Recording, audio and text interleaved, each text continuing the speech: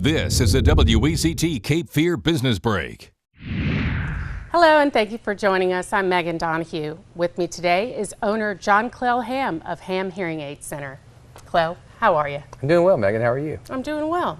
Let's go back to the basics. What Sure. are some signs and symptoms of hearing loss? Okay, I think one of the big red flags would be if your spouse or if you are turning up your television too loudly. You know, people are complaining that the TV's too loud.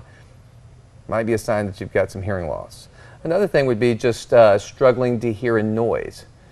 Most people with hearing loss start out with high frequency hearing loss, so the way that affects them is not so much in a quiet environment like you and I are in at this time, but let's say we were at a restaurant trying to have a conversation, a lot of background noise is taking place at the same time. I might struggle to understand certain words that you're saying to me. So again, struggling in noise, turning up the TV too loudly, perceiving people are mumbling or not enunciating. These are all classic red flags that it's time probably to get a hearing test.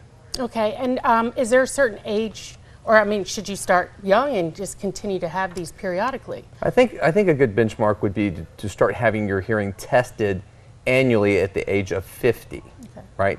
Now there can be exceptions to that rule. Obviously, someone in their mid-30s can have hearing loss, and if they're having the symptoms we just discussed or other symptoms similar to those, then it would make sense to call our office and schedule a hearing test so that we can start, determining what degree of loss that person has, and is it time to intervene and start talking about amplification therapy and treatment with hearing aids. So those are the things that we're really looking for, and I think what our viewers should be paying attention to today as well. So again, mumbling, perception of mumbling, turning up the TV too loudly, all of these are red flags. They should call our office to schedule a free hearing test. Sounds good. Find out more by going to hammhearingaids.com. For more details, go to Health First on WECT.com.